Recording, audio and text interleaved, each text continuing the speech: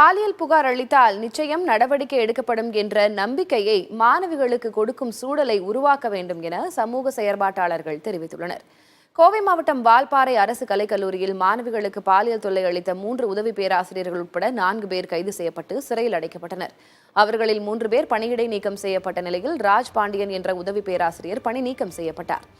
இந்த சம்பவம் மாணவிகள் மத்தியில் பெரும் அச்சத்தை ஏற்படுத்தியிருக்கும் நிலையில் கல்லூரியில் உள்புகார் குழு, மகளிர் மேம்பாட்டு குழு போன்றவை ஆக்கப்பூர்வமாக செயல்பட்டு இருந்தால் மாணவிகள் தங்களுக்கான பிரச்சினையை உடனடியாக வெளிக்கொண்டு வந்திருக்க முடியும் என சமூக ஆர்வலர்கள் கருதுகின்றனர்.